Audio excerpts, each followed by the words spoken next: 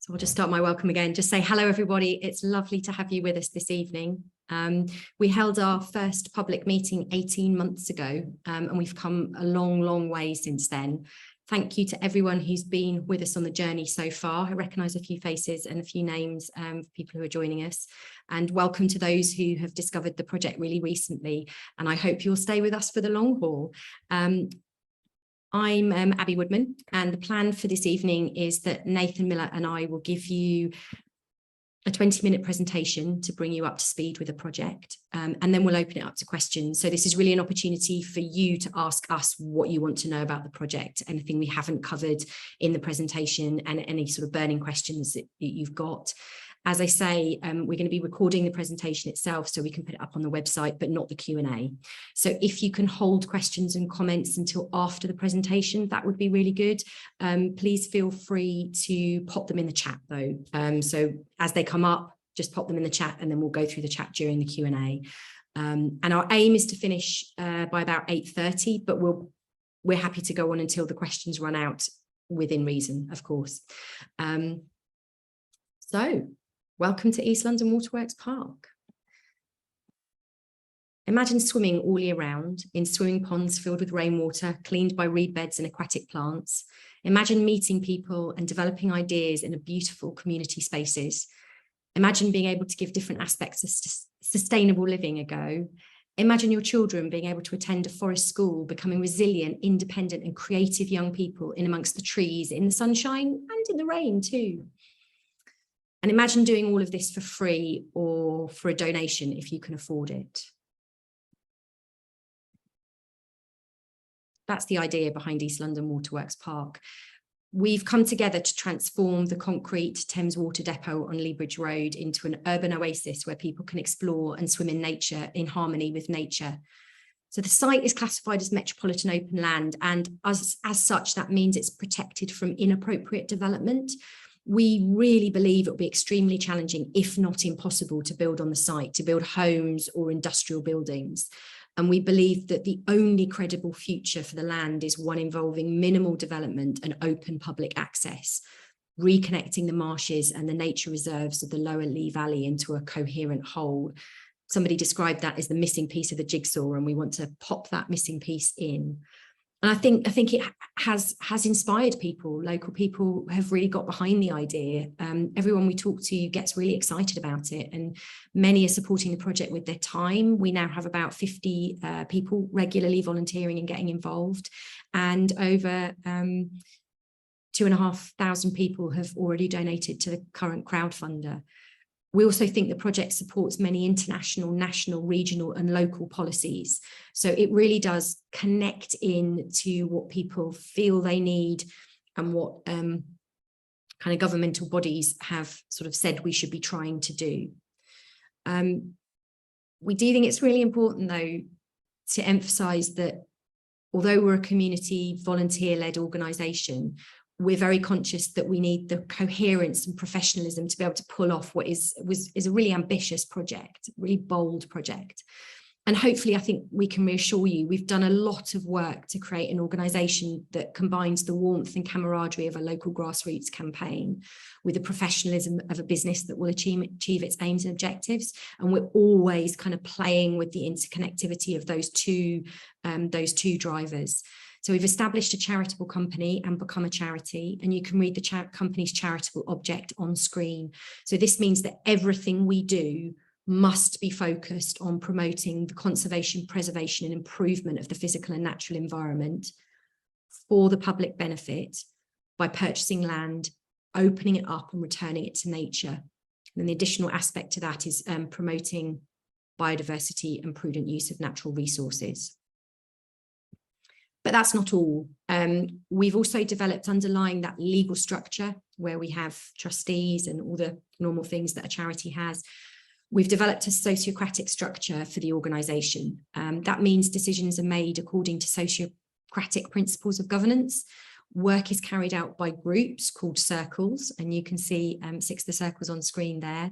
We've recently added a 7th, the technology circle, as we're getting more work on the website and working with Google Suite and that kind of thing. Decisions are made by consent, and there is consent when no one has a valid objection. It means that decisions are made by consent, not consensus. So it means we can work through things collaboratively. We're considering everybody's points of view, but decisions are made and can be made quickly. So the hub meets every 2 weeks, the circles meet every 2 weeks or every 4 weeks, depending on what they're doing. So there's a regular cycle of people getting involved and working on things. And to ensure the organisation is owned and managed by the community, we've created a clear pathway to membership, centering on active involvement in the day-to-day activities of the project. So anyone can come along to a meeting. They're a guest. If they get stuck in and pick up some things and do some work, then they become a friend. And friends who demonstrate their ongoing commitment to the project can apply to become a member. And the membership is equivalent of shareholders in a charitable company. So they get to decide who the trustees are and the sort of signing off the accounts and those kinds of things. As I said, at the moment, we've got around 50 people involved. We've got roughly 25 guests, 15 friends and 10, 11 members. So hopefully we've captured your imagination and demonstrated that we're well organised and set up to deliver our vision. And Nathan, I'm going to hand over to Nathan. He's going to go into a bit more detail about our plans. The design circle has been working with Expedition Engineering on a pre-feasibility study, and Expedition have put more detail into our plans and confirmed that those plans are achievable. One of the most frequently asked questions about the project has been, where will the water for the swimming ponds come from, and how will you make sure it's clean enough to swim in? Thanks to Expedition, we now have answers to these questions. It's very important that we don't increase water stress by extracting water from the water table or from the River Lee. The swimming ponds will therefore be fed by rainwater. We'll be extracting 3 petals of the old filter beds, and the water will be cleaned by passing through the reeds in the light green, and then through aquatic plants in the dark green, before reaching storage reservoirs in the blue and the swimming ponds in the purple. In dry weather, we'll be able to top up the swimming ponds from the reservoirs. And in extremely dry weather, water from the second swimming pond will be used to top up from the first swimming pond.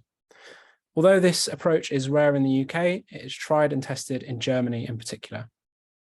The first swimming pond will be somewhere in the region of 1,600 square metres. The second swimming pond will be in the region of 1,400 square metres. For comparison, the Olympic swimming pool is 1,250 square metres.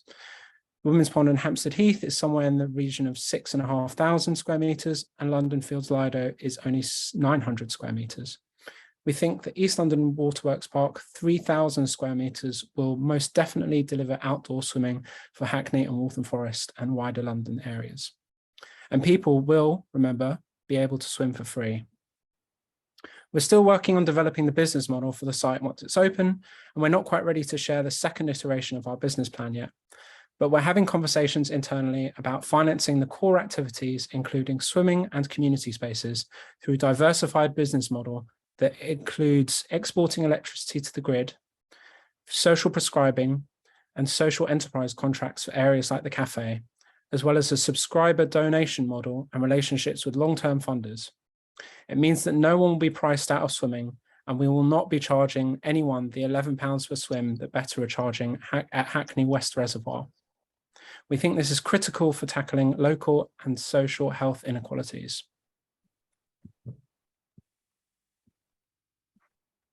As mentioned, we're planning to generate all the power the site needs on site and export electricity to the grid.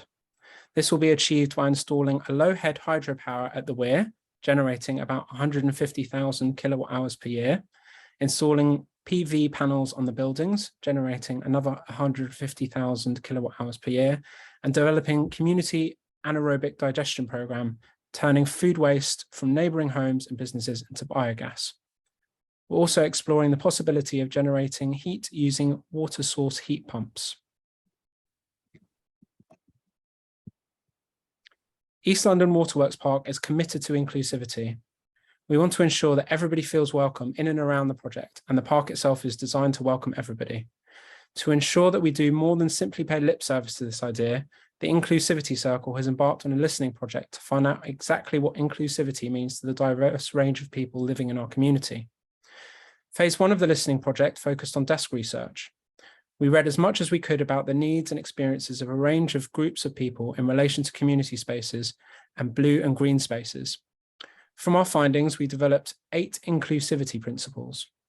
Phase 2 of the listening project tested these inclusivity principles with 12 community organisations, half based in Waltham Forest and half in Hackney, representing groups of people who are historically underrepresented in environmental projects like ours.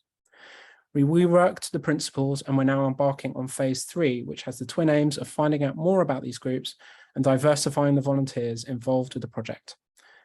And our outreach has been working. The project is very much more diverse now than it was a year ago. Learning is at the heart of the project. We want to ensure that people of all ages and all backgrounds learn how to reconnect with nature and how to put the environment first in a joyful, experiential, open and sustainable way. We want East London Waterworks Park to be an incubator for ideas, for ambition and for people's futures. We're already developing some exciting relationships.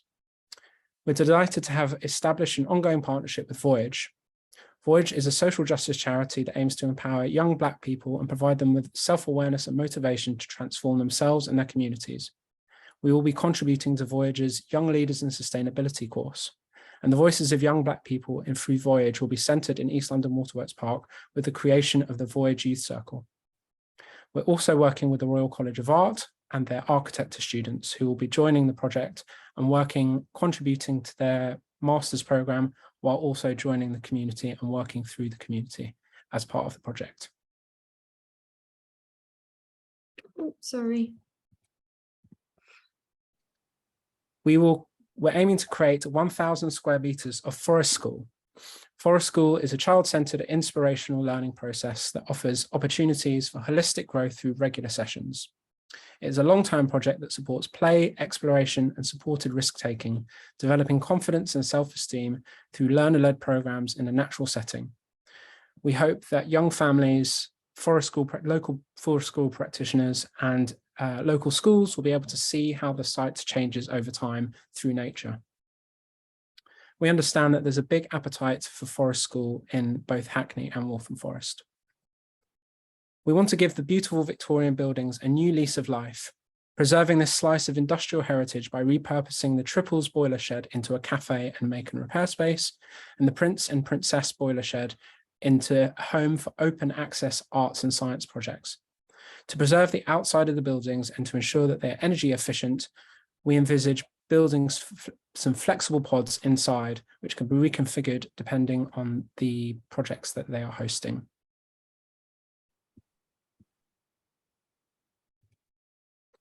The make and repair space will enable the whole community to access equipment like 3D printers. There will be space, advice, and tools to mend things that are broken, and products that cannot be upcycled will be deconstructed and sorted into new materials that other people can choose when designing and building something new.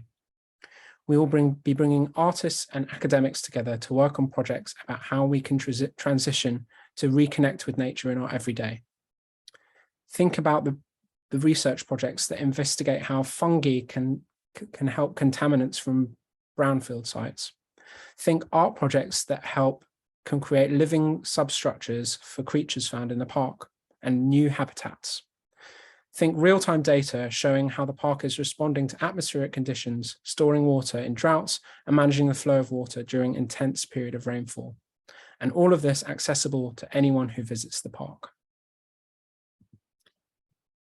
So the site is currently owned and managed by the Secretary of State for Levelling Up, Housing and Communities, and managed by Located, the Department for Education's arm's length property company.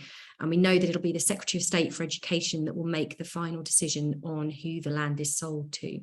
It has definitely been identified for disposal. We've had confirmation of that. And it's just about when it goes on the open market and who they sell to. So advice from a surveyor with experience of valuing industrial land within the M25 suggests that the current market value is £20 million. Although central government is not subject to community asset transfer, which is something where local government can transfer local government assets into community hands through a process called community asset transfer.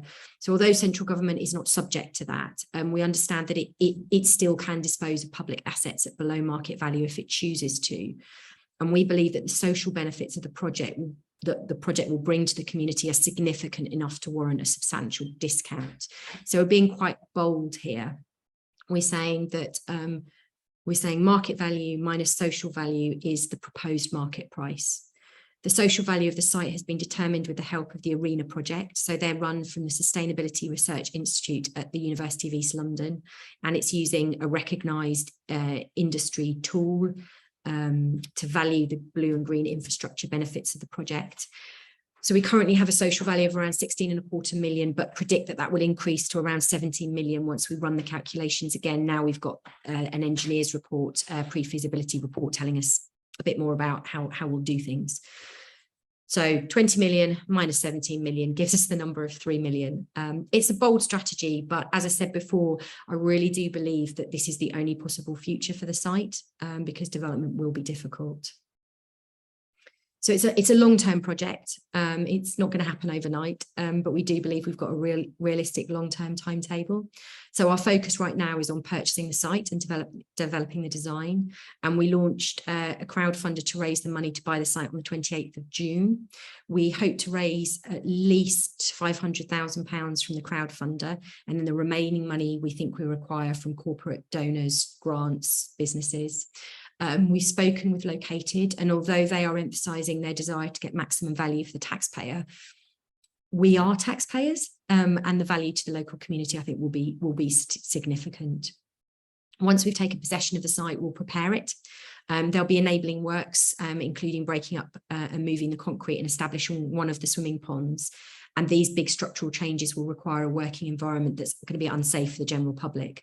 But once those are complete and we sort of have our minimum viable product, we'll be welcoming volunteers to continue the transformation of the site, including creating habitats and retrofitting the buildings. Once operational, it's absolutely essential that it has a long-term future, long-term business model. And as we sort of said earlier, we are currently working on version 2 of our business plan, which will obtain a diversified business model that enables us to ensure that access to the swimming and community spaces are free. I just want to show you this rather crowded slide here, but it's just to give you some idea of the national organisations that are supporting us, and to show that we've got in principle support from the Mayor of London as well, which I think is quite critical. It's kind of a once in a generation opportunity to maximise the use and value of this land. It will bring educational, economic, health, environmental benefits to our community. But you don't need to take my word of it. These are 3 of the comments that were put on the crowdfunder on the day that we launched, and Hetty's particularly just kind of gets me every time when I read it. This is a vision of beauty, care and joy in the midst of a cruel and disintegrating world. It is so inspiring and will contribute hugely to the health and happiness of all North Londoners, and it's another small vote for an integrated, sustainable earth. I genuinely couldn't have said it better, I don't think. So I'm going to stop the recording and I'm going to open it up to questions. I think we already had one question. Right, let me stop the recording.